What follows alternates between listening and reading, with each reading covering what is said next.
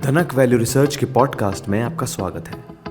आप सुन रहे हैं फर्स्ट पेज कॉलम, जिसको धीरेन्द्र कुमार ने लिखा है। मिट्टी के ढेर में हीरे। गिरावट के इस माहौल में क्वालिटी वाले स्मॉल कैप्स शानदार लग रहे हैं। शेयर मार्केट एक सख्त टीचर हो सकता है। स्मॉल कैप की हालिया बिकवाली इसकी सबसे बड़ी मिसाल पेश करती है, जहां बीएसई स्मॉल कैप इंडेक्स सिर्फ 6 महीने में 23% से ज्यादा गिर गया है। इंडेक्स के इतिहास की इस दूसरी सबसे बड़ी गिरावट ने कई निवेशकों को बड़ा नुकसान पहुंचाया है और उनके निवेश के चुनाव पर सवालिया निशान लगा दिए हैं। मगर इतिहास ने बार बार दिखाया है कि ऐसी निराशा अक्सर लॉन्ग टर्म निवेशकों के लिए सबसे अच्छे खरीदारी के मौके बनाती है। इस गिरावट के बारे में जो बात खास तौर से समझने वाली है वो इसका भेदभाव भरा स्वभाव है। जब बाजार गिरते हैं तो वे शायद ही कभी हर किसी के लिए एक जैसे गिरते हैं।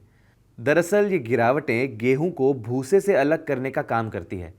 खराब क्वालिटी वाले बिजनेस गंभीर सजा पाते हैं, जबकि क्वालिटी बिजनेस की कीमतें कम होकर वहां पहुंच जाती हैं जहां वे मार्केट दबाव को झेल सकती हैं।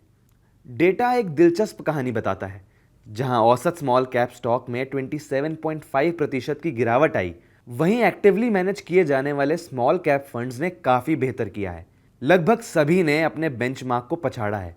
ये केवल पेशेवर एक्सपर्ट्स होने की बात नहीं, बल्कि निवेश के एक बुनियादी सिद्धांत की जीत है। क्वालिटी वाले निवेश मंदी के दौरान पूंजी की रक्षा करते हैं। स्मॉल कैप या किसी भी बिजनेस में क्वालिटी को क्या परिभाषित करता है? मजबूत ग्रोथ जिसके पीछे ठोस रिटर्न मैट्रिक्स की ताकत खड़ी होती है। इक्विटी पर ऊंचा रिटर्न, कम लीवरेज और लगातार रेवेन्यू ग्रोथ न कि केवल स्मॉल कैप के लिए बल्कि किसी भी कंपनी के लिए जरूरी है। ये फैक्टर जब एक साथ होते हैं तो मार्केट की उठापटक के खिलाफ एक ताकतवर ढाल बनाते हैं।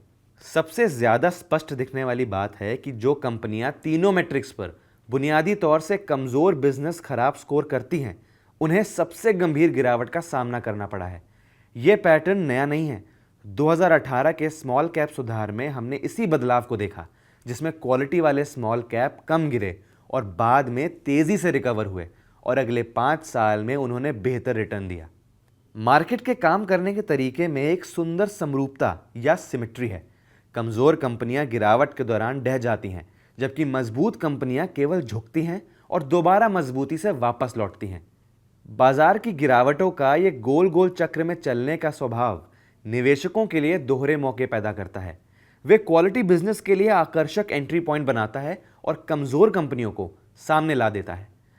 आज के स्मॉल कैप की अफरा तफरी में उम्मीद की किरण यह है कि कई बुनियादी तौर पर मजबूत कंपनियां अब आकर्षक वैल्यूएशन पर उपलब्ध हैं। जो बिजनेस पहले बहुत महंगे थे, वे अचानक पहुंच में आ गए हैं। उनके प्राइस पर डिस्काउंट है, हालांकि उनकी इंट्रिंसिक वैल्यू यानी उनका आंतरिक मूल्य काफी हद तक बना हुआ है। बाजार में होने वाली गिरावटों को समझने के लिए भावनात्मक अनुशासन चाहिए। जब कीमतें नाटकीय रूप से गिरती हैं तो ज्यादातर निवेशक गिरावट के रिस्क पर ही ध्यान लगाए रहते हैं और कम हुई कीमतों के बेहतर रिस्क रिवॉर्ड के बैलेंस को अनदेखा कर देते हैं। मगर इतिहास गवाह है कि ऐसे समय में क्वालिटी बिजनेस में निवेश करना सबसे ज्यादा फायदेमंद निवेश की रणनीतियों में से एक साबित हुआ है। आप जरा उन कंपनियों के बारे में सोचिए जो अपने मुख्य व्यवसाय से हट रही हैं या अपने सेगमेंट में मार्केट में अव्वल हैं। उनमें से कुछ बहुत कम पीई पर कारोबार कर रही हैं। ये वैल्यू दिखाता है या वैल्यू ट्रैप? एक खुला सवाल है। लेकिन गिरावट ने ऐसे सभी व्यवसायों को करीब से जांचने लायक बना दिया है, जिसे लेकर हमने अपनी कवर स्टोरी में ऐसी कंपनियों पर गहराई से विचार किया है। हमने पहले भी ये पैटर्न देखा है। आज के कुछ सबसे सफल मिड और लार्ज कैप स्टॉक कभी स्मॉल कैप थे, जिन्हें निवेशकों ने मार्केट की गिरावट के दौरान तलाशा। मौजूदा बिकवाली उन लोगों के लिए एक जैसे मौके पेश करती है जो अपना होमवर्क करने और प्राइस के बदलावों के बजाय बुनियादी बातों पर ध्यान केंद्रित करने के इच्छुक हैं। जैसा कि वॉरेन बफे ने मशहूर सलाह दी थी, जब दूसरे लालची हों तो डरो और जब दूसरे डरे हुए हों तो लालची बनो। आज का स्मॉल कैप मार्केट इस समझदारी की मिसाल है।